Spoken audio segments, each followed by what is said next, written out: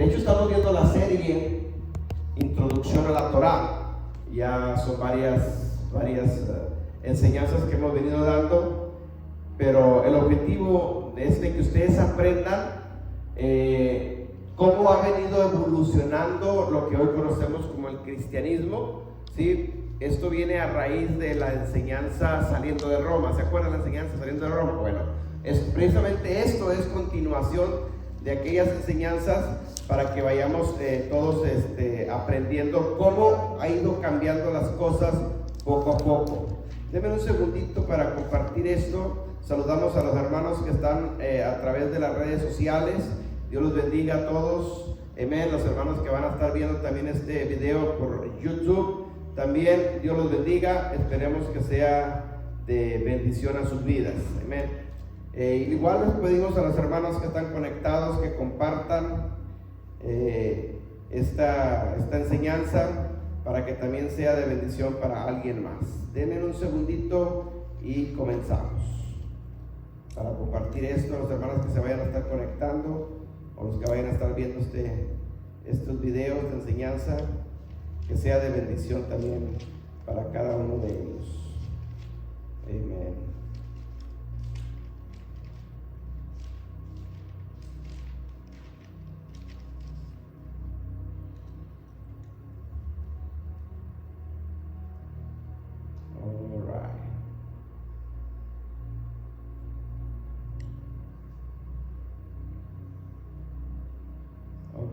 Perfecto.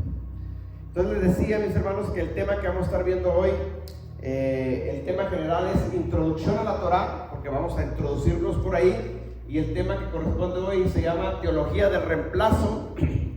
Teología del reemplazo es la clase número 4, ¿sí? Y hoy es la primera parte, porque este tema de teología del reemplazo lo vamos a ver este domingo y el próximo domingo, para que le agarremos el hilo a todo esto, ¿sí? Y aprendamos cómo el cristianismo que estamos hoy viviendo en el tiempo presente, cómo fue cambiado desde los primeros siglos, cómo ha venido evolucionando y cambiando, y en todos esos cambios que ha habido, nos hemos ido alejando cada día más y más de las escrituras, y eso es lo que quiero que entendamos hoy. Amén. Entonces, quiero empezar con una palabra que quiero que la aprendamos, porque eso tiene que ver con todo lo que es la teología del reemplazo. Y ahorita vamos a ver qué es la teología del reemplazo, qué significa, que hoy casi día no se menciona, pero sí se está enseñando en los púlpitos. Ok, la palabra inducción. La palabra inducción, yo creo que muchos ni la hemos escuchado. Inducción. ¿Qué es inducción? ¿Qué significa la palabra inducción? Es transmitirle a alguien su forma de pensar, transmitirle a alguien su forma de pensar sin darle la oportunidad de que investigue. Escuche bien eso. Inducción es inducir, es meter, ¿sí? En palabras nuestras sencillas, inducción sería meterte en tu mente mi forma de pensar. Con palabras sencillitas, meterte en tu mente mi forma de pensar. Eso es inducción. ¿Qué es? ¿Por qué viene esta palabra inducción? Porque al principio del primer siglo, o del segundo siglo, perdón, se hizo esto, se indujo, ¿sí? Se metió la inducción de lo que hoy se conoce como el cristianismo, y que a la postre había una gran diferencia con lo que enseñó Jesucristo y con lo que enseñaron los apóstoles. Entonces tenemos que entender, y a manera de introducción, déjenme les digo lo siguiente. Por ejemplo, tenemos que entender estas cosas. A Jesús, al Señor Jesucristo, a Yeshua, no se le puede conocer si hacemos a un lado todos sus orígenes. O sea, ¿quién fue el Señor Jesucristo?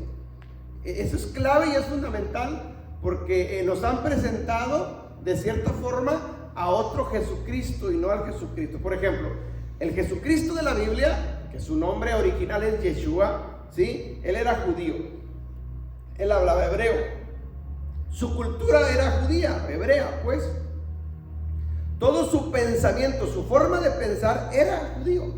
La Biblia dice que él era judío, ¿sí? Hablaba idiomas, su idioma original era hebreo, aunque hablaba también el griego, porque en sus tiempos el que se hablaba era griego, pero su pensamiento era judío. O sea, él tenía un trasfondo judío. Entonces, al Señor Jesucristo, al cual nosotros, el que murió en la cruz por darnos a nosotros salvación y vida eterna, Él tiene un trasfondo judío. ¿Ok? Eso lo tenemos que entender. ¿Por qué aclaro esto? Porque se nos indujo, y ahorita lo vamos a ver, a otro Jesucristo, haciéndonos ver qué es ese Jesucristo. Se nos indujo a nosotros un Jesucristo más grecorromano, más romano que judío, ¿sí? Y eso se nos hizo a través de la inducción. Se nos hizo creer cosas que cuando hoy investigamos las escrituras nos damos cuenta que no es así. Que las cosas que muchas cosas se enseñan hoy en día en muchos púlpitos, dicen que Jesús hizo o dijo eso, y cuando conoces al Jesús judío, tú dices, espérame, él no puede haber dicho eso. Él no pudo haber pensado de esa manera porque su pensamiento era judío. Y eso choca con un pensamiento judío. Entonces, para entender nosotros a el Señor Jesucristo, a Yeshua, tenemos que tener poquito conocimiento de la cultura judía o de la cultura hebrea para saber cómo era su forma de pensar. Porque si no, de lo contrario, nos presentan a otro Jesús con un pensamiento romano, más romano que judío, y nosotros decimos, ok, Jesús hizo esto, Jesús predicó esto, Jesús enseñó esto, Él se portó así. No puede ser. Chocaría con todo lo que está en la Biblia, con todo lo que está en el Antiguo Testamento, con todo lo que Él hizo, ¿sí? Entonces todo esto es muy importante. Ok, por ejemplo, por ponerles un ejemplo, ¿qué se nos indujo a través de lo que es el cristianismo? Se nos indujo que Jesús nació en Navidad. Se nos indujo eso, se nos metió. Y nosotros como buenos cristianos lo creímos, lo aceptamos. Y hasta el día de hoy muchas iglesias siguen celebrando Navidad porque Jesús nació en diciembre. Pero cuando yo veo el contexto histórico hebreo, judío, yo me doy cuenta que no es así. Que Él no nació en este mes. Él nació aproximadamente entre septiembre y octubre de nuestro calendario, en una de las 7 fiestas que son hebreas, que son de Dios. Entonces, pero se nos indujo y no se nos dio la forma, no se nos dio la manera de investigar, porque no había antes tanta fuente de investigación como la hay hoy. Hoy nos damos cuenta que no era así, porque hay mucha información donde investigar. Y nos estamos dando cuenta que no era así. Entonces, ¿qué tenemos que hacer? Todo lo que se nos indujo, que no está en la Biblia, que no es cierto, pues hay que desecharlo. Pero hay que agarrar lo bueno que se nos indujo, porque también se nos indujeron cosas buenas aquí. Se nos enseñaron cosas buenas. No todo es malo tampoco. Amén. Pero sí lo malo, tengo que corregirlo y decir, bueno, esto está equivocado, no era así. Ahora esta es la forma correcta. Y eso es lo que estamos haciendo, ¿sí? Por eso el tema de la introducción a la Torah, de eso se trata. Simplemente de que restauremos las cosas que se enseñaron mal y las corrijamos y las hagamos bien, conforme a las Escrituras. No conforme yo piense o crea, no, conforme a las Escrituras. Entonces aquí se nos indujeron muchas fiestas. Se nos indujo la Navidad, se nos indujo la coneja, se nos indujo el San Valentín, se nos indujo tantas y tantas fiestas, ¿sí? Cuando esas no están en la Biblia, no existen en la Biblia. Pero sin embargo en la Biblia sí existen fiestas, porque Él las puso. Entonces, ¿qué hicieron? ¿Qué se nos indujo? Nos quitaron las fiestas que Dios había puesto y nos metieron sus fiestas. Y nos dijeron que Jesús hizo eso. Entonces, no, cuando yo veo que Jesús es hebreo, Jesús no pudo haber hecho eso, porque su pensamiento era hebreo, no era romano. Estas fiestas vienen de Roma. Y nos lo metieron por ahí y nosotros no la creímos. ¿Sí me está entendiendo? Entonces, inducir es transmitirle a alguien su forma de pensar. Y eso fue lo que sucedió. Vamos a ver unas escrituras. Prepárese, mi hermano, para que me ayude a leer. Hechos capítulo 20. Hechos 20, del 28 al 30. Miren lo que Pablo advirtió cuando todavía vivía Pablo. Pablo ya lo había advertido lo que iba a pasar después de él. Hechos 20, del 28 al 30. Es una advertencia del apóstol Pablo de lo que iba a pasar después de él. después cuando él ya no estuviera. Pablo, hermanos, escribió sus cartas aproximadamente entre el año 55 al año 67, más o menos. 55 al 67 después de Cristo. Las cartas paulinas.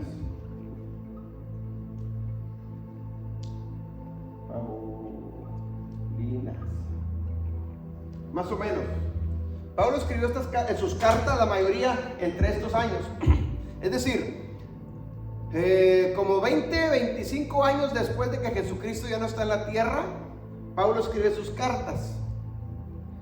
Y 25 a 30 años después de que Jesucristo ya no está en la tierra, Pablo sigue hablando muchas cosas que hacen el pueblo de Dios que está en las Escrituras. O sea, Jesucristo ya no está en la tierra y Pablo sigue celebrando Shabbat. Jesucristo ya no está en la tierra y él no está celebrando Navidades. Él está celebrando las fiestas. ¿Sí? Entonces, ¿cuándo sucede todo este cambio? Después del 67 en adelante. Pero mire lo que dice Pablo. ¿Listo, mi hermano? Hechos 20, 28 al 30.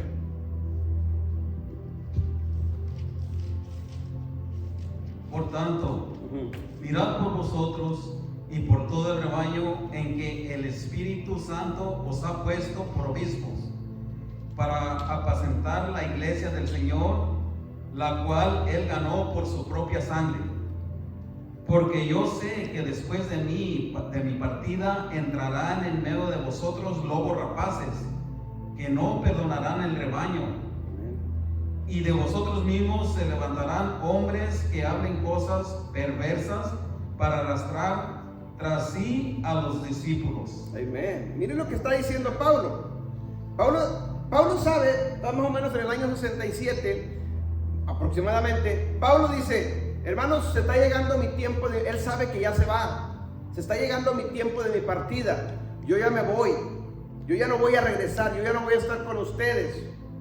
Pero Pablo dice en el versículo 28: por tanto, mirad por ustedes, por todo el rebaño que el Espíritu Santo los ha puesto por obispos. La palabra obispos ahí es pastor, simplemente lo mismo. Obispo, pastor, anciano, está relacionado a lo mismo.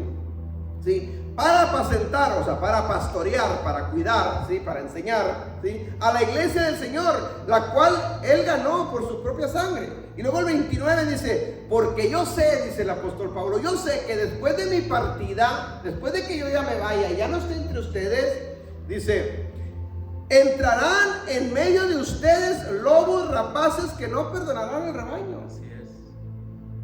En estos años está diciendo Pablo esto. Es decir, después de estos años van a venir entre ustedes lobos rapaces que se van a levantar y los van a engañar.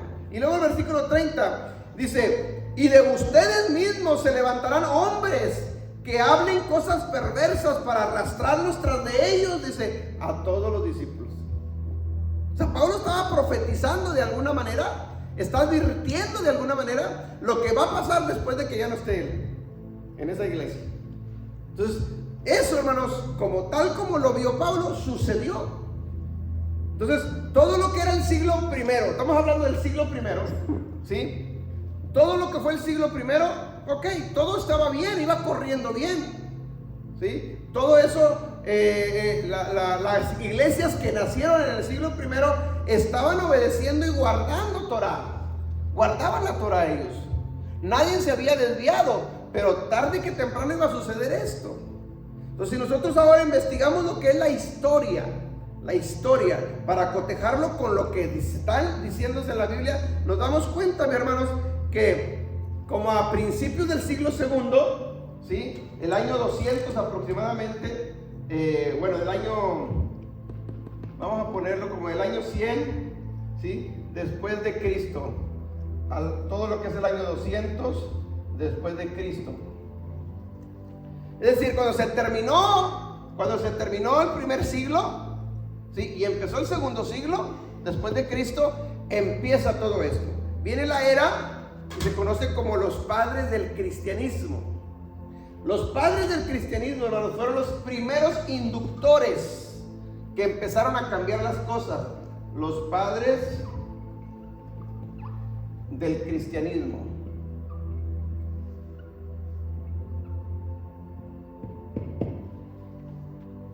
Y hoy en el siglo XXI, mis hermanos, la mayoría de los cristianos tienen en alta estima a estos hombres, padres del cristianismo, antes que los apóstoles. Se atreven a decir que los apóstoles se equivocaron y que los que están en la verdad son los padres del cristianismo.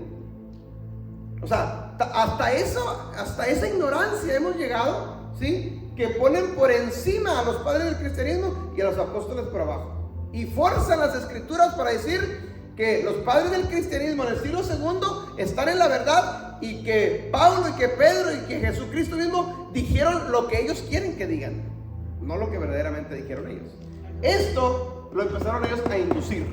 ¿Quiénes? Los padres del cristianismo. Y vamos a ver unos ejemplos. Los primeros, entonces, por ejemplo,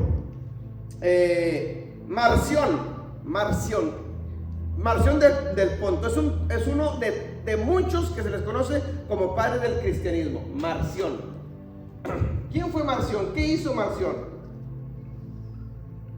Marción del Ponto.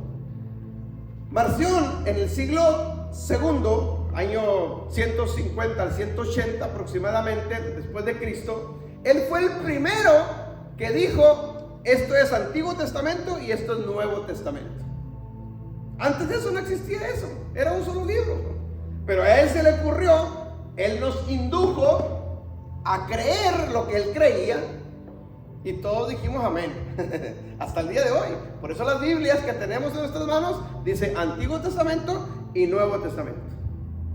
Porque a él se le ocurrió que así era. Pero eso no está en la Biblia.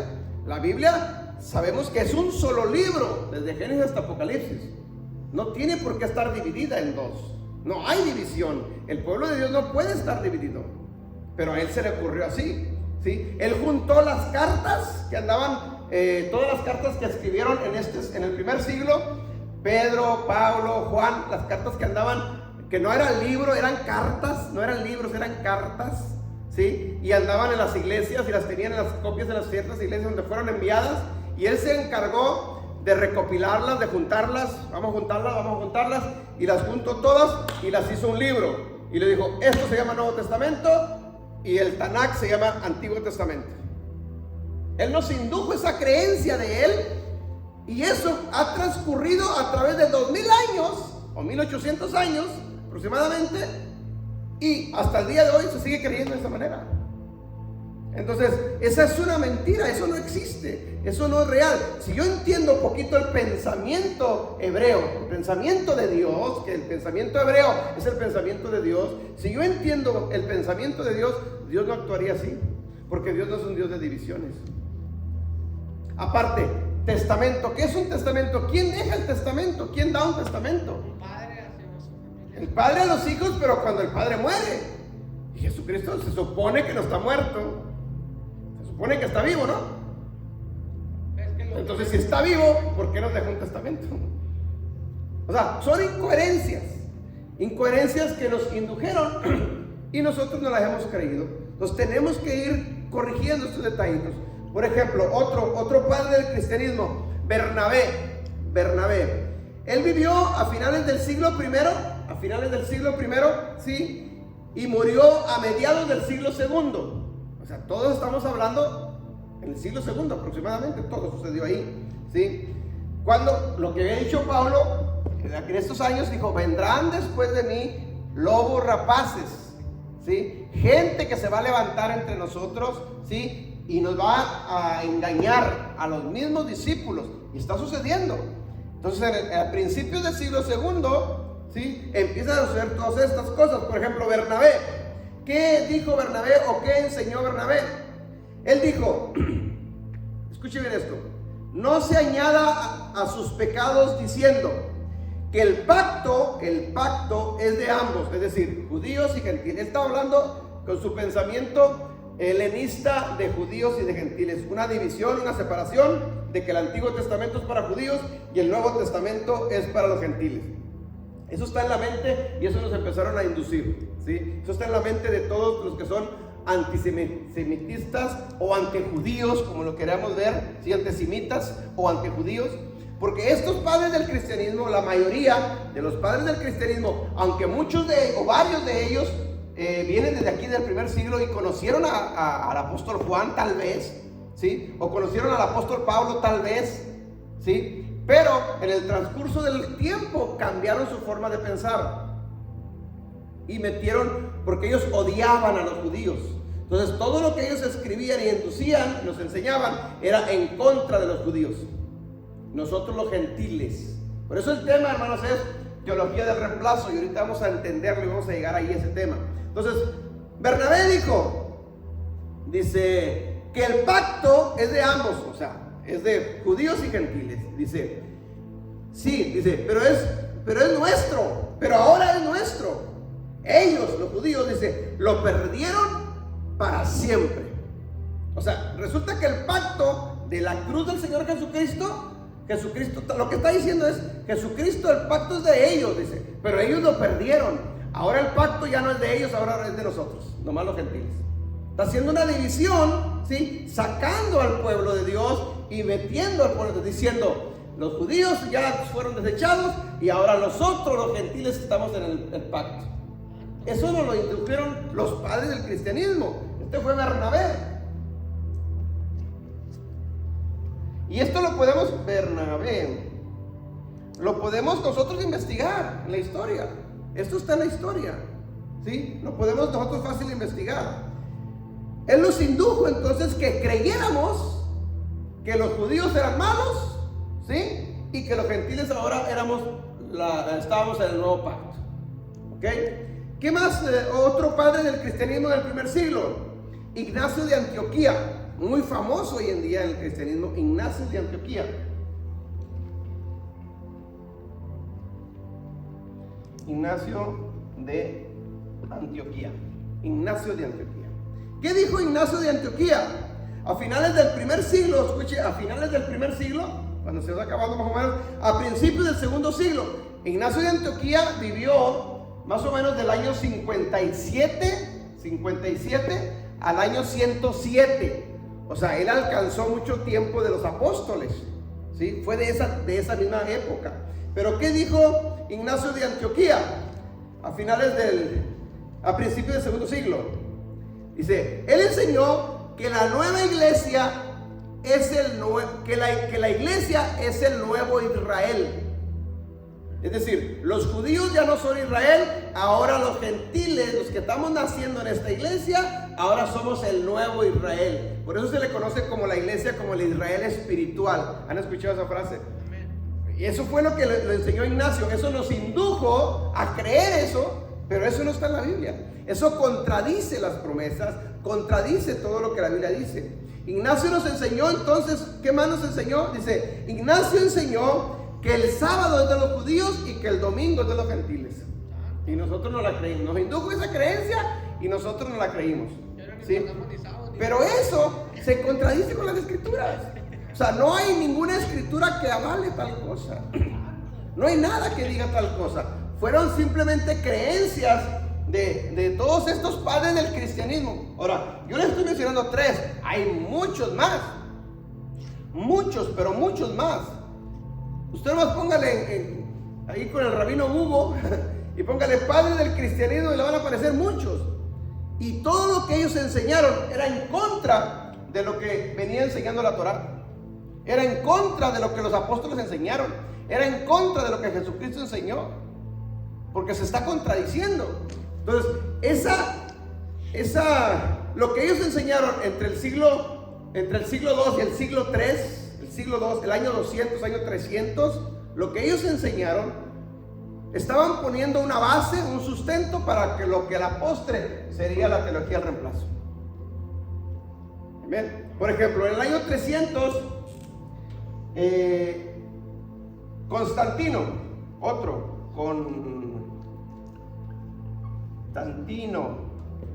año 313, 325 después de Cristo. Constantino no se le considera como un padre del cristianismo. Él va más allá. A él se le considera porque ¿qué hizo Constantino? Este fue el que mayor aporte ha hecho al cristianismo que conocemos hoy en día. Fue el primer protestante, ¿no? No. Constantino es un emperador romano, es el gobierno de Roma, ¿sí? Y en ese tiempo, lo que es el siglo segundo, a finales del siglo primero, y todo lo que es el siglo segundo, hay persecución a los judíos andan huyendo. Y muchos de estos hombres, esto es cierto, muchos de estos hombres que se les conoce como padres del cristianismo, sí es cierto, muchos de ellos murieron por causa de Jesucristo. Murieron por ser perseguidos, eso es cierto, eso es verdad. Pero murieron por causa de Jesucristo porque creían en Jesucristo, pero estaban enseñando mentiras que no estaban en las escrituras. Acuérdense que en estos siglos, en el primer siglo, todavía no hay Nuevo Testamento. El Nuevo Testamento viene a existir del año 150 aproximadamente en adelante, ¿sí? Con Marción. Todavía no hay, ¿no? Lo único que hay es Antiguo Testamento. Los apóstoles predicaron del Antiguo Testamento. Jesucristo predicó del Antiguo Testamento. Todos los cristianos o los creyentes en Yeshua, porque no eran cristianos, ¿sí? En el primer siglo todos eran el Antiguo Testamento. No había Nuevo Testamento. Entonces, hasta desde el año 150 en adelante, después de Cristo, ahora ya hay lo que se conoce como Antiguo y Nuevo, que lo metió Marción, ¿sí? Entonces Constantino, que es un emperador romano que está conquistando Roma en ese tiempo, que es el imperio más fuerte, ¿sí? A través de Constantino, ¿qué hace Constantino? Él convoca a todos los cristianos, pero estos cristianos no son cristianos evangélicos como nosotros, son cristianos católicos. Porque el cristiano evangélico protestante que conocemos nosotros no existían. Esos vienen hasta el año 150 en adelante con Martín Lutero. ¿Sí me entiende? Entonces, estos son católicos. Ellos vienen un trasfondo católico romano, no cristiano como el que nosotros conocemos hoy en día. ¿Me está entendiendo? Entonces, estos padres del cristianismo y muchos más empiezan a enseñar en contra de lo que la Biblia les decía. Entonces, cuando llega el año 300, Constantino, ¿qué es lo que hace? Él oficializa lo que estos enseñaron. Él lo único que hace, como él es gobierno, como él es autoridad, él oficializó el cristianismo como religión. Antes de acá no existía cristianismo como religión, aunque ellos ya predicaban que eran cristianos porque eran seguidores de Cristo, pero no estaba oficializado, ¿sí me entienden? Entonces, cuando llega Constantino, él lo oficializa y dice: el cristianismo es oficial como una religión más. Entonces, ahora en adelante, todos nos vamos a llamar cristianos. Nos indujeron esto, ¿sí? Y también nosotros lo aceptamos, no lo creímos. Constantino lo que hizo fue oficializar lo que estos hombres ya estaban enseñando. Por eso muchos dicen, no, que el cristianismo nació con Constantino. No nació con Constantino. Constantino lo que hizo fue oficializar lo que estos traían. ¿Dónde nace entonces? Con los padres del cristianismo. Por eso les conoce como padres del cristianismo. Otros se le conocen a estos como los apologistas, ¿sí? También apologetas. Entonces, Constantino lo que hace es oficializar lo que estos ya venían enseñando. ¿Qué enseñaban estos? Era la base, el sustento, el fundamento de lo que se empezó a llamar teología del reemplazo. ¿Qué consiste lo que es la teología del reemplazo? Bueno, su palabra lo dice: reemplazo, reemplazar. ¿Qué se reemplazó? Que todas las promesas en la Biblia para los judíos las reemplazaron. Ahora ya no son para los judíos, ahora son para la iglesia gentil.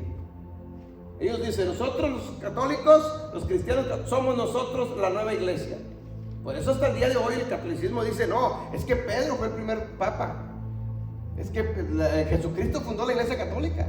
¿Por qué? Porque esto lo indujeron, ellos lo enseñaron así, y hasta el día de hoy los católicos se la siguen creyendo.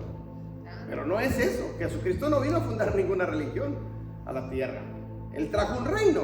¿Me está entendiendo? Entonces muchos de estos padres del cristianismo, ¿sí?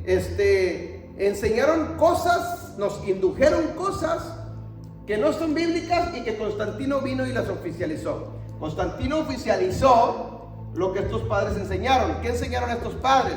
Por ejemplo, todo lo que era en contra. No, pues es que el Shabbat es para los judíos, el domingo es para nosotros. ¿ok? Y lo dijeron. El bautismo de los judíos es en el nombre de Jesucristo, nosotros vamos a bautizar en el nombre del Padre y del Espíritu Santo. O sea, nos cambiaron todo. Las fiestas esas son de los judíos, nosotros vamos a celebrar nuestras propias fiestas.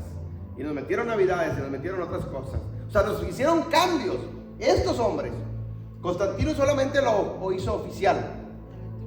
Entonces Constantino muere y le entrega su cetro de autoridad a los que van a postre, van a ser los que se les conoce como papas, porque aquí todavía no hay papas, ¿sí? Los que van a ser papas, y ahí nace el Vaticano, porque se junta religión con gobierno, y eso es el Vaticano hasta el día de hoy. El Papa tiene dos representaciones, religiosas y políticas, ¿sí? Él representa a las autoridades. Bueno, después de Constantino nace eso, que hasta el día de hoy existe. Nos indujeron eso. Entonces lo que los papas decían en ese tiempo y todo lo que ellos nos indujeron era una ley. ¿Por qué? Porque eran religiosas y eran políticos. Y como Roma conquistó y gobernaba la mayor parte del mundo, todos los presidentes y los reyes de la tierra obedecían lo que Constantino decía o lo que los papas decían.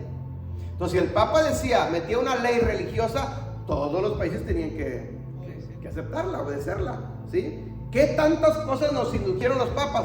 Bueno, eso ya lo vimos en las otras estudios que vimos la historia del cristianismo, ¿se acuerdan? Ahí todo lo que los papas enseñaron que no son bíblicas, como las indulgencias, como el bautismo de los niños, como pagar para pecar, y, o sea, todas esas cosas. La Virgen María, el Papa es el vicario de Cristo, la Virgen María como intercesora nuestra. O sea, todo esto lo metieron los papas, que no está en la Biblia. Nos indujeron esas cosas, pero como eran la autoridad, pues todo el mundo obedecía, aunque no fuera cierto. ¿Por qué? Porque si no obedecía a algún gobierno, lo mandaban matar. Entonces, pues tenías que obedecer. ¿Sí me está entendiendo? Sí. Ok, entonces, a esta plataforma que ellos empezaron a enseñar despacito, obviamente no fue de la noche a la mañana. Todo ha sido poco a poquito, como todas las cosas suceden. ¿Sí? ¿Sí? ¿Para qué? Porque si lo haces de golpe y porrazo, como decimos, de la noche a la mañana, la gente protesta. No, se induce poco a poquito. Hermanos, hago un paréntesis. De hecho, ahorita, siglo XXI, todo lo que está haciendo el movimiento globalista, ¿sí? La Agenda 2030, la Agenda LGTB, o sea, todo lo que tiene que ver con las Naciones Unidas es esto. Siguen haciendo exactamente lo mismo. Nos están induciendo cosas hoy en día poco a poquito. Poco a poquito. Por ponerles un ejemplo, ¿qué están haciendo con la educación a nivel mundial? Nos están metiendo a nuestros niños, ¿sí? Que no naces con ser hombre o ser mujer. No, que el sexo es constructivo. La sociedad te lo construye. No viene porque Dios lo decidió así. ¿Qué nos están induciendo a nuestros niños? Que se puede casar hombre con hombre y mujer con mujer. ¿Qué nos están induciendo a nuestros niños? Que a lo mejor tú eres niño, pero porque tu papá te dijo, pero a lo mejor eres niña, vístete de mujer. Y empiezan a vestirlos a los niños de mujer en los kinderes. Están induciendo. Lo mismo sigue sucediendo hoy en día. ¿Sí? ¿Qué nos están induciendo? Los niños hoy en día en los kinderes, en muchos kinderes, lo que es Canadá y parte de Estados Unidos, hacer ritos satánicos en las escuelas. Hay videos ya de todo eso, ¿qué está sucediendo? Donde sientan a los niños, los visten de negro, hacen el pentagrama y la maestra, que es una bruja seguramente, porque no lo haría otra persona, está enseñando a adorar a Satanás a nuestros niños. Nos lo están induciendo poco a poquito. Sus creencias. Y el punto es, ¿y qué estamos haciendo nosotros los padres? Como es despacito, no nos damos cuenta. Muy despacito, muy despacito, muy despacito. Para cuando quieras reaccionar, es demasiado tarde. Así lo hicieron ellos. Todo el siglo primero, todos 100 años, predicando eso, enseñando eso, despacito. Llegó el año 300, Constantino dice, bueno, vamos a oficializar todo lo que se enseñó en 100 años. O sea, no fue de la noche a la mañana, ¿sí? Entonces fue despacito. Entonces todo eso, hermanos, es empezar a poner las bases donde iba a correr lo que se conoce como la teología del reemplazo. Entonces, de eso es el tema que vamos a estar hablando, o que estamos hablando hoy. Entonces, ¿qué es o dónde nace o en qué consiste la teología del reemplazo o qué enseña la teología del reemplazo. Ok. Dice, la teología del reemplazo enseña que la iglesia cristiana católica ha reemplazado al pueblo de Israel. Entonces cualquier promesa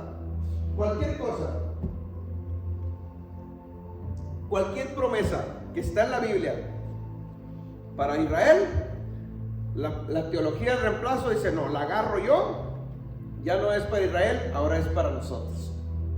Nosotros somos el Israel espiritual. La iglesia gentil es el Israel espiritual, y eso no dice en la Biblia, no hay nada para comprobar eso. Pero ellos no lo indujeron y no lo creímos. ¿Sí? Entonces, que el pueblo de Israel ya no es el pueblo de Dios, que ahora la iglesia gentil es el pueblo de Dios. ¿Sí? Que Dios ya no tiene planes específicos con Israel, sino que ahora Dios tiene planes específicos con la iglesia gentil. Todo eso es la teología del reemplazo. ¿Qué más dice? Que Dios rechazó a los judíos y que ahora volteó a ver a los gentiles. Mentira, Dios jamás ha rechazado a los gentiles. Pablo lo dice también. ¿Qué más dice la teología del reemplazo? Que ahora todas las promesas del pueblo de Israel ahora pasan a ser parte para la iglesia gentil. Es decir, te quitamos las promesas que son para Israel, ahora son nuestras. ¿La Biblia lo dice? No, lo dicen ellos. Lo dice la teología del reemplazo a través de ellos. La Biblia no dice. Al contrario, la Biblia dice, por ejemplo, en Hechos capítulo 2, me parece que el versículo 47 dice, y el Señor añadía a su iglesia todos los que habían de ser salvos. Es decir, añadía, no dice reemplazaba. Añadía, se iban metiendo a los que ya existían, a los apóstoles, a los discípulos. No dice, entraron para reemplazar a los judíos. O sea, no hay tal cosa. ¿Me entienden? Ok. Entonces avancemos un poquito más en la historia para ver esto de lo que es la teología del reemplazo, para ir aprendiendo un poquito más.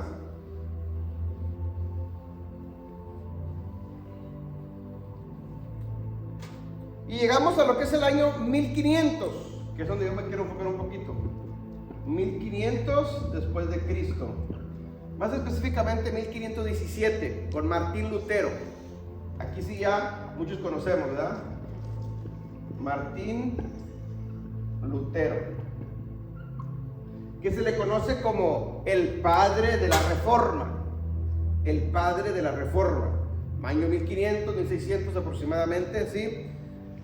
Entonces, en la historia, en el año 1500 en adelante, surge este personaje llamado Martín Lutero. Pero ¿quién era Martín Lutero? ¿De dónde salía? ¿Cuál era su creencia? ¿Cuál era su pensamiento? Pues era católico. Era un monje católico. Era un cura católico. Un monaguillo católico. Entonces su pensamiento y su creencia era católica. ¿Sí? Es cierto que Martín Lutero le protestó a la iglesia católica. Sí, es cierto. Pero no le protestó todo. Porque se dio cuenta cuando Martín Lutero a escondidas empieza a leer la Biblia, porque en ese tiempo un papa dijo, cierren las Biblias, no se lee la Biblia en ninguna parte. Nadie tenía Biblia en el mundo, nadie. Los únicos que tenían la Biblia era Roma. ¿Sí? Entonces todos estaban en ignorancia. Por eso lo que el papa decía por su boca, todos lo hacían, porque no había manera de estudiarlo. Por eso la inducción, les dije, es transmitir el pensamiento a alguien, su forma de pensamiento a alguien, sin darle la oportunidad de investigar, porque cerraron Biblia. Hubo un tiempo, un periodo donde los papas dijeron, no hay Biblia, se cierra Biblia.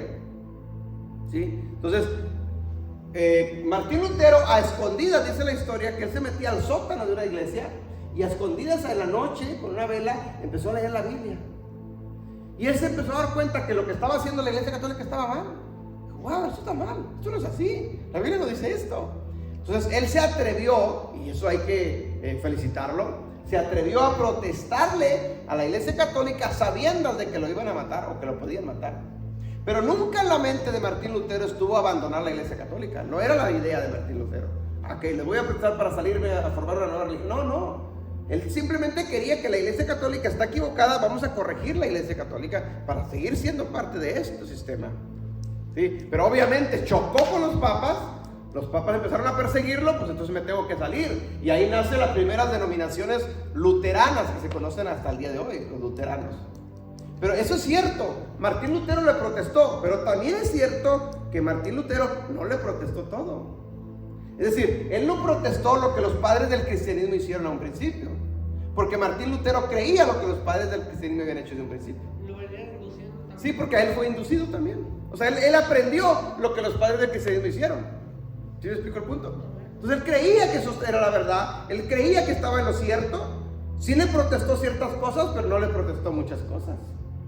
Que hasta el día de hoy siguen. Martín Lutero salen los luteranos, que ya vimos la historia del cristianismo en las clases pasadas, y de ahí vienen todas las demás denominaciones cristianas protestantes que hasta el día de hoy conocemos, llámese como se llame, bautistas, metodistas, presbiterianas, luteranas, asambleas de Dios, pentecostales, apostólicas, etc. Todas vienen de aquí, de Martín Lutero. Entonces Martín Lutero, ¿qué enseñó? Siguió enseñando muchas cosas que la Iglesia Católica había inducido, no las cambió. Entonces de ahí nacimos muchos de nosotros, y nosotros del cristianismo, muchos seguimos enseñando lo que Martín Lutero no protestó, lo que nos indujeron desde un principio. ¿Sí me está entendiendo? Eso es, hermanos, teología del reemplazo. Entonces Martín Lutero sí empezó, vamos a decir, bueno, había más hombres en esos años como Martín Lutero como protestantes. Calvino fue otro, John Wesley fue otro, pero a la historia lo reconoce a él como el padre de la reforma, porque él se atrevió a clavar 95 protestas en la Iglesia Católica en Alemania. Les clavó esto está mal, corrijan. Los demás lo hacían predicando, enseñando, está mal la Iglesia Católica. Entonces también fueron perseguidos. ¿Sí me explico? Entonces sí, que bueno que se atrevió a reclamarle, pero también hay que ser realistas. No le reclamó la mayoría de las cosas no le reclamó. De hecho, las cosas que reclamó Martín Lutero a la Iglesia Católica eran cosas que se habían inducido aquí, que no estaban en la Biblia, que no existían. Entonces prácticamente no reformó mucho Martín Lutero. Empezó lo que es el periodo de la reforma, que hasta el día de hoy, 500 años aproximadamente después, nosotros seguimos reformando. Por eso nosotros somos reformadores. Porque sembró la semilla para que... Sí, empezó la reforma, pero no terminó con Martín Lutero la reforma. No, empezó, y hasta el día de hoy se siguen reformando cosas. Por eso estamos nosotros corrigiendo esto, porque somos parte de la historia de la reforma. Estamos reformando, estamos restaurando los errores, corrigiendo lo que se hizo mal, ¿sí? Es decir, si podríamos decirlo, somos unos Martín Lutero chiquitos, por decirlo de alguna manera, ¿cierto? O sea, obviamente con una gran diferencia, porque este era católico, nosotros no, ¿sí? Pero estamos reformando, estamos corrigiendo todavía muchos errores, y se va a seguir, y mientras estamos avanzando y estamos aprendiendo esto, vamos avanzando en la historia y vamos a seguir corrigiendo. Por ejemplo, ¿qué hemos reformado nosotros? Hacemos una lista. Precisamente yo ayer andaba meditando en una lista que bien podría escribirse un libro de eso, y lo cual no estaría mal, ¿ya? De todas las cosas que nosotros ya, no a nivel mundial, nosotros como ministerio, sí, en 10 años hemos reformado. Hemos reformado, por ejemplo, el bautismo, hemos reformado el Shabbat, hemos reformado las fiestas, hemos reformado el tema de la unicidad con la Trinidad, hemos reformado el ministerio de la mujer, hemos reformado los 5 ministerios que se quitaron, los quitaron. Hemos reformado muchas cosas que aquí nos dijeron que no existían. Bastantes cosas que hemos reformado. Y la lista sigue, es grande. O sea, es más, me atrevo a decir que lo que hemos reformado aquí es mucho más de lo que reformó Martín Lutero. Me atrevo a decir, y sin duda equivocarme, porque lo que en realidad Martín Lutero reformó no fue mucho, fue el principio, puso la primera semillita, la primera piedra para que vinieran muchos más protestantes, ¿sí? Por eso a nosotros los católicos nos dicen protestantes, o los hermanos separados, nos dicen. ¿Por qué separados? Porque nacimos de aquí, porque Martín Lutero era católico, y como de aquí nacimos, ellos dicen los hermanos separados, y un día van a regresar. Ellos siguen creyendo de esa forma. Y es cierto, porque muchos cristianos evangélicos protestantes están regresando a la Iglesia Católica, incluyendo pastores. Es sorprendente, pero es cierto. ¿Por qué? Porque el sistema es el mismo. Yo se los enseñé y se lo hago en esta ilustración. Haga de cuenta que este es el sistema, El sistema religioso. ¿Quién es el padre? Y dentro de este sistema están los católicos, están los protestantes, están todas las denominaciones que usted conoce. ¿Sí? Entonces, pero todas vienen de aquí, de la Iglesia Católica. Todas. ¿Sí? A través de Martín Lutero salimos todos. ¡Pum! Para allá. Lo cual es bueno, ya dimos un brinquito. El problema está esto: de que en Apocalipsis 17 y Apocalipsis 18, cuando Jesucristo dice salí de ella, te está diciendo que salgas del sistema. Pero cuando alguien del catolicismo se convierte en protestante, lo único que hace es pega un brinco y cae dentro del sistema. ¿Sí me entiende el punto? Ya no soy católico, soy cristiano protestante. Pues sí, pero estás dentro del mismo sistema. Él sigue siendo parte de lo mismo. Con un nivel de conocimiento más grande, sí, qué bueno. Aprendiste cosas sí. Dejaste cosas que se practicaban allá, sí. Pero sigues siendo parte del mismo sistema. Tarde que temprano vas a volver a estar unido a esto. ¿Qué es lo que está haciendo el Papa ahorita? Uniendo esas religiones. Por eso muchos pastores van a Vaticano a besarle la mano al Papa. O sea, ya están los reportes. ¿Por qué? Porque es el mismo sistema. Lo reconocen como su autoridad. ¿Qué estamos haciendo nosotros? Reformando todo lo que se enseñó aquí y todo lo que se enseñó aquí. Y estamos saliendo de ese sistema. Fuera completamente. Para que no nos controle. ¿Por qué? Porque Apocalipsis dice: salid de ella, pueblo mío, para que no seas partícipe de sus pecados. Aquí adentro hay pecado. Tenemos que salir para no ser partícipes. Pero ¿qué hace la teología del reemplazo? Encierra en ese sistema, porque el fundamento del cristianismo en general es la teología del reemplazo. La principal doctrina del cristianismo en general, llámese como se llama la denominación, es la teología del reemplazo. Se sigue enseñando hasta el día de hoy en la mayoría de los púlpitos lo que se empezó a inducir en los primeros siglos con la teología del reemplazo. Entonces, cuando nosotros entendemos esto, entonces, ¿sabes qué? Eso está mal. Eso no es así. Tenemos que ir corrigiendo, y cada vez que corriges algo, estás saliendo de ese sistema. Entonces, no pertenezco a ninguna religión. Por eso cuando alguien me pregunta: ¿y de qué religión eres? ¿De qué denominación? No, yo no soy de ninguna religión. Yo no soy de ninguna denominación. Y creyéndose ellos muy sabios, muchos dicen: pues entonces, ¿qué predica? La Biblia. Lo que está en la Biblia. ¿No? ¿Qué predicas tú? Predicas teología del reemplazo, que no es bíblica eso. ¿Sí me entiende el punto? Entonces, tenemos que corregir, que tenemos que tomar decisiones para ir saliendo. ¿Por qué? Porque ni una ni la otra, sino únicamente el pueblo de Dios. Eso es lo que dice la Biblia. Efesios capítulo 2, Pablo lo menciona: de judíos y de gentiles hizo uno, pueblo de Dios. Entonces nosotros que somos su pueblo, ¿sí? Debemos de obedecer lo que dice la Torá, no lo que dice la teología del reemplazo. ¿Está entendiendo? Ok, avancemos un poquito más y veamos otros ejemplos. Por ejemplo, ¿qué más cambios hizo la teología del reemplazo? Los primeros cristianos, o los primeros creyentes, mejor dicho, porque no eran cristianos del primer siglo, todos se reunían en sinagogas.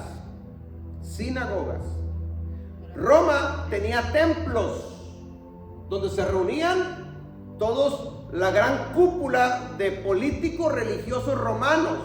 ¿Qué eran los templos para ellos, para Roma? ¿Qué eran los templos? Edificios como estos grandes, donde se reunían para celebrar fiestas, y había de todo ahí: vino, mujeres, prostitución, perversión sexual. Esos eran los templos para los romanos, donde los políticos grandes, famosos de su tiempo, se reunían y traían ahí a las mujeres, y eran sus celebridades, sus fiestas de ellos en los templos. Porque en cada templo había un dios, y le hacían fiesta a su dios, y esas fiestas se terminaban en orgías. ¿Qué hizo? ¿Qué nos indujeron a través de Roma, a través de la Iglesia Católica? Nos quitó las sinagogas y nos metió sus templos. Por eso estos edificios que tenemos hoy en día nosotros, acá en América, son modelos de Roma.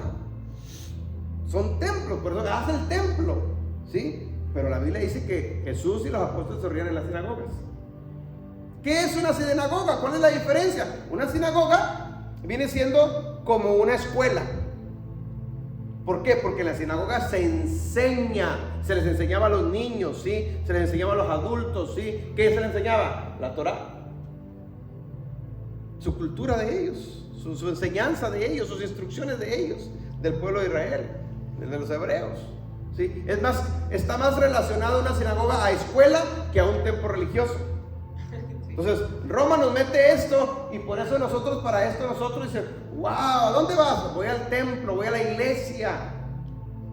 Esa mentalidad es inducida a través de la teología del reemplazo, es lo que enseñó la teología del reemplazo. Voy a la sinagoga a aprender. Sí, es como una escuela. ¿Cuándo se reunían? ¿Cuándo se reunían en las sinagogas? Todos los Shabbats. ¿Cuándo se reúnen en los templos? Todos los domingos. O sea, nos cambiaron todo. Nos indujeron cosas que no son bíblicas. Por eso nosotros estamos poco a poquito corrigiendo, haciendo lo que dice la Biblia, no lo que nos metió el sistema religioso. Estamos cambiando, estamos saliendo de ahí, ¿sí? Vamos a ver varias citas bíblicas para ir comprobando todo lo que estamos hablando. Por ejemplo, Lucas 13:10. Lucas 13:10.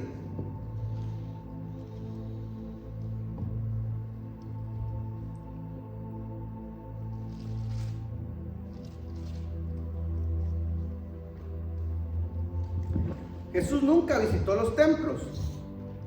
Jesús se reunía en sinagogas. Lucas 13:10. Enseñaba Jesús en una sinagoga en el día del reposo. Mira, están dos inducciones. Jesús enseñaba en sinagogas, no en templos, y enseñaba en Shabbat y no en domingo. ¿Ven? Dos cositas tan sencillas ahí que nos indujeron a través de la teología del reemplazo. Nos lo reemplazaron. ¿Qué nos reemplazaron? Nos reemplazaron los templos por las sinagogas por los templos y el Shabbat por el domingo. Hubo un reemplazo ahí. Nos indujeron esa enseñanza, ¿sí? Hechos 13, 14, 15, mi hermano. Jesús no visitó templos, y ya había templos en ese tiempo, porque estaban los romanos, pero él no los visitó, él visitaba las sinagogas. Hechos 13, 14 y 15. Habiendo zarpado de ¿esa es? Sí, el apóstol Pablo. Habiendo zarpado de Pafos, Pablo y sus compañeros arribaron a Perge de Panfilia, pero Juan, apartándose de ellos, volvió a Jerusalén. A ver, se me hace que no. Está relacionado, pero no. ¿Es Hechos 13, 14, 15? Sí, Hechos capítulo 13. Ajá. Versículo 14. O versículos 14. Sí, 14 y 15. Ellos pasando de Perge, Exacto, ese. llegaron a Antioquía de Pisidia y entraron en la sinagoga un día de reposo y se sentaron. Mire, ¿en dónde entraron? A una sinagoga. No entraron a un templo. ¿En qué día? En Shabbat, no en domingo. Versículo 15, hermano. Y después de la lectura de la ley y de los profetas, los principales de la sinagoga mandaron a decirles: varones hermanos, si tenéis alguna palabra de exhortación para el pueblo, hablad. Escuche bien. Aquí hay una gran enseñanza. Si nosotros tenemos ya poquito pensamiento hebreo, podemos entender muchas cosas que nos indujeron que no son así. Primero, era Pablo y Bernabé. ¿Dónde llegaron? A unas sinagogas. ¿En qué día? En Shabbat. Ahora, pregunta es, ¿quiénes se reunían en las sinagogas? Los judíos. Los gentiles no entraban a las sinagogas, eran los judíos. Escuche bien esto, hay una diferencia ahora entre judíos y lo que está enseñando Pablo. Pero aún así de haber diferencias, los judíos los aceptaban, y aún así de haber diferencias, Pablo seguía llegando a las sinagogas con los judíos. Dijo Pablo, que yo ya acepté al Señor Jesucristo, ahora me voy a reunir en los templos con los romanos. No, porque en los templos había pura perversión sexual. Él se seguía reuniendo con los judíos en las sinagogas. Y note lo que dice en el versículo 15 al final. Dice, después de la lectura de la ley, ¿qué se leía en las sinagogas? La ley. La ley. ¿Qué es la ley? La Torá. ¿Qué se enseñaba? Torá, la ley de Dios. ¿Cuándo? Los Shabbats. ¿En dónde? En las sinagogas. Era como una escuela, enseñaban. Y luego sigue diciendo, dice, lectura de la ley de los profetas. ¿Qué más se leía? Los profetas. Esto es el Tanakh, que lo vamos a ver más adelante. Ya les enseñé parte de esto. El Tanakh es lo que hoy conocemos nosotros como Antiguo Testamento. ¿Amén? Entonces, ¿qué se enseñaba en las sinagogas? El Antiguo Testamento. Lo que conocemos como Antiguo, malamente llamado Antiguo Testamento, es Tanakh. Tanakh, acuérdense, la T de Torah, la Nevin de profetas y la Ketubín de escritos. Salmos, todos los demás escritos. Entonces, en las sinagogas, en Shabbat, se enseñaba el Tanakh. No había Nuevo Testamento todavía, no existía. Pero Pablo llegaba ahí. Y luego sigue diciendo, dice, los principales de las sinagogas, quiere decir, en cada sinagoga había un rabino. Había, como hoy conocemos, el pastor de la sinagoga, por decirlo de alguna manera, pero no eran pastores, eran rabinos, maestros de la Torah, maestros de la ley. El rabino dice, los principales de la sinagoga mandaron decirles, varones hermanos, si tienen alguna palabra de exhortación, escuche bien, exhortación. Note esto, los judíos, muchos de estos judíos todavía no aceptan a Jesús como su Salvador, pero ya saben lo que Pablo está enseñando, lo que él predica. Él predica a Jesús, y aún así, ellos dicen, llegaron Pablo y se sentaron allá atrás, está el maestro dando la enseñanza aquí, y luego cuando termina de dar su enseñanza, el maestro dice, varones hermanos, ¿tienen algo, una palabra de exhortación que nos tienen que dar? O decir, le daban su lugar a Pablo, ¿sí? Aunque había choques entre ellos, porque Pablo ya estaba enseñando al Señor el Evangelio de Jesucristo, y muchos de ellos todavía no, ¿sí? Pero aún así, ¿tienen alguna palabra para que nos exhorten? Y pasaba Pablo y empezaba a predicar en la sinagoga, a exhortarlos. ¿Se fija la diferencia? ¿Ven? Entonces, todo esto sucedía, ¿en dónde? En las sinagogas, no en los templos. Fue otra cosas que nos indujeron a través de la teología del reemplazo. Ahora, con esto no estoy diciendo que esto sea malo, no. Es que gloria a Dios por estos edificios que Dios nos ha dado. Qué bueno, los hemos dedicado para alabarle, para glorificarlo, para enseñar. Qué bueno, eso es correcto, no está mal. Pero simplemente veamos la historia. Ahora, lo que sí está mal es tener, por ejemplo, que lo veremos más adelante, las cruces arriba del edificio. Hay una punta en la vela de arriba de cada edificio que no la hemos podido quitar nosotros porque está grandísima, que tiene otro simbolismo. Tiene otro simbolismo eso, que después se los enseñaré, que no tiene nada que ver con Dios, sino que tiene que ver con perversión sexual, porque viene de Roma todo esto, ¿sí? Y la mayoría de las iglesias tienen ese pico arriba, ¿ok? Sí. Que hay que quitarlo. Exacto. Ok, entonces sigamos avanzando. Entonces los apóstoles, tanto Jesucristo como los apóstoles, se reunían en las sinagogas y en Shabbat. ¿Y qué se enseñaba en las sinagogas? Torah, la ley de Dios. Volteamos al otro lado, lo que nos reemplazaron. Ahora son templos, y no es en Shabbat, es en domingo, y no se enseña Torah, sino se enseñan otras cosas. Teología del reemplazo. Se enseña lo que es nomás parte de eso, que es Nuevo Testamento, pero no se enseña ya nada de la Torah. ¿Se dan cuenta de la diferencia? Esta teología del reemplazo, eso nos ha hecho grande daño a nosotros. Mucho. ¿Por qué? Porque cada día nos está alejando de Dios en vez de irnos acercando a Él. Nos está alejando de Dios. ¿Por qué? Porque, más póngase a pensar poquito. ¿Por qué en muchas, y digo esto con mucho respeto, por qué en muchas iglesias, o en la mayoría, si no su totalidad, por qué en las iglesias católicas existe perversión sexual? Las noticias nos lo están diciendo a diario, el sacerdote fulano de tal, y se metió, y tantas cosas, la monjita fulana de tal, y ¿por qué existen panteones en las iglesias principales de cada distrito? ¿Quiénes se entierran ahí? ¿No se ha puesto a pensar en eso? ¿De dónde viene esto? De Roma. ¿Por qué usan la palabra el salivato ese de El celibato, que no celibato. se pueden casar los Exacto. sacerdotes. Como hombre, La palabra de Dios no prohíbe que no se casen. claro que Ni no, tampoco dice. pero no lo indujeron. Incluso están hasta, dicen en una ley que se castran a los sacerdotes, se cortan sus partes. Muchos, pero no nada de eso es bíblico. Claro. Pero entonces, ellos en su condición de hombre, con necesidad de tener relaciones, cometen tanta perversión, entre ellos hombres con hombres y con mujeres. Y cuando viene un fruto de esa relación, un bebé, lo matan para tapar el error, y por eso están en los panteones ahí. ¿De dónde viene esto? De Roma. Todo eso viene de allá. ¿De dónde? De los templos de Roma, porque en los templos de Roma había eso, perversión sexual. Por eso que en la iglesia católica existe perversión sexual. Pero no nos vayamos tan lejos. No, en las iglesias cristianas evangélicas es exactamente lo mismo.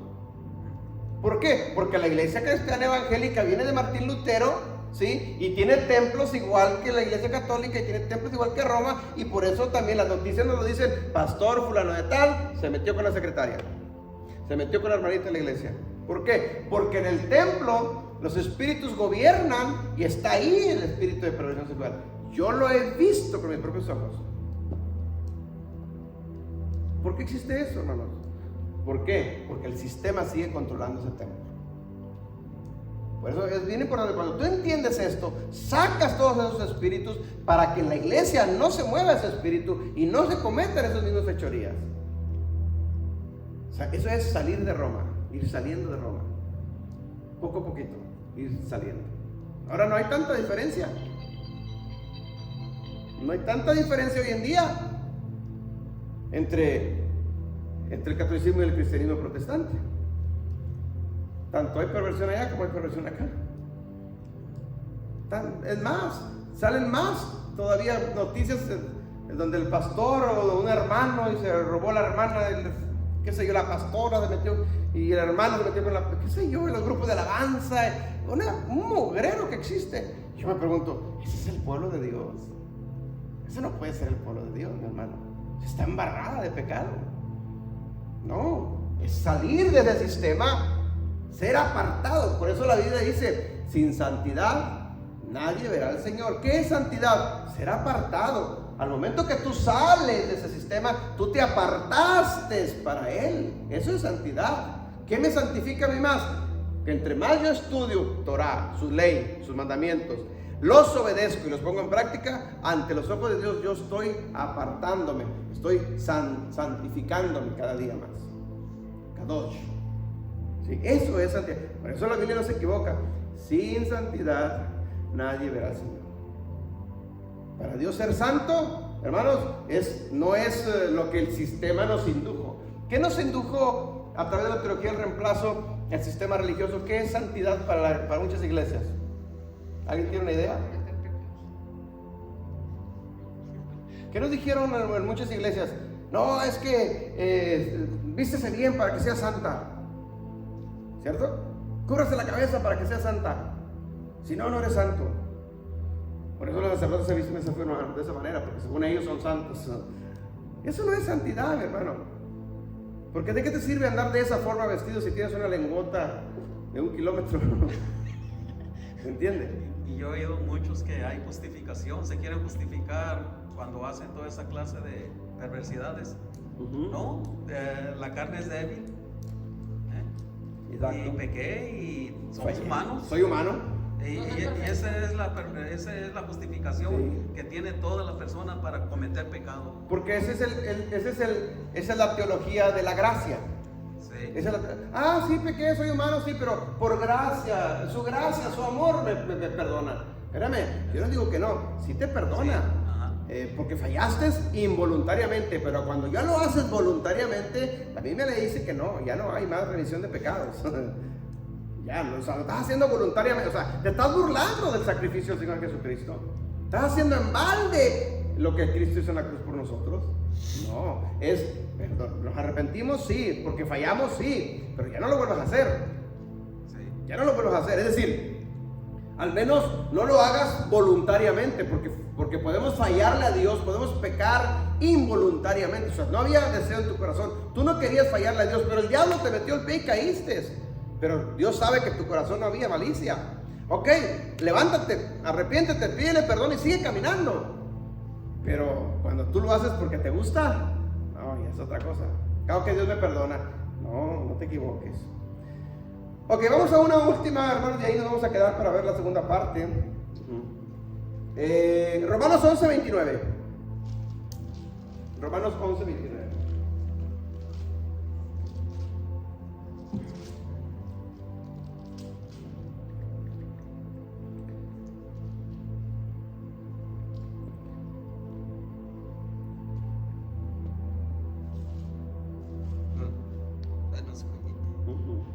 Bueno,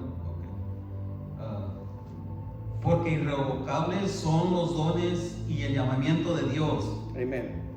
¿Es nomás 29? Sí, nomás 29. Irrevocables son los dones y el llamamiento de Dios. Escuche bien esto. Este texto yo creo la mayoría pues lo hemos escuchado, ¿verdad? Sabemos que los dones de Dios son irrevocables. ¿Qué es irrevocable?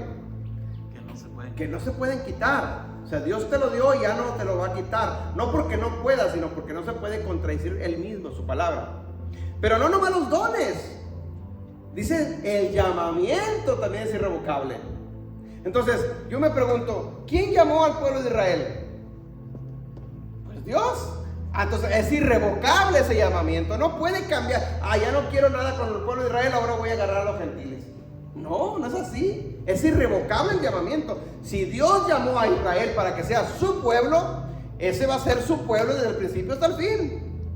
Entonces no existe, o dónde quedaría entonces la teología del reemplazo de que dice, no, ya Israel ya no es el pueblo de Dios, ahora no somos nosotros la iglesia gentil, el Israel espiritual, somos el pueblo de Dios. No, se estaría contradiciendo este texto y muchos más. Irrevocable es el llamamiento. Si Dios llamó a Israel para que sea su pueblo, sigue siendo su pueblo hasta el día de hoy. Y hay muchos textos para comprobar eso. Entonces, no es cierto, nos indujeron a través de la teología del reemplazo, nos indujeron y nos hicieron creer que los gentiles, la iglesia gentil, ahora es el nuevo Israel espiritual, es el nuevo pueblo de Dios. No es así, no existe eso en la Biblia.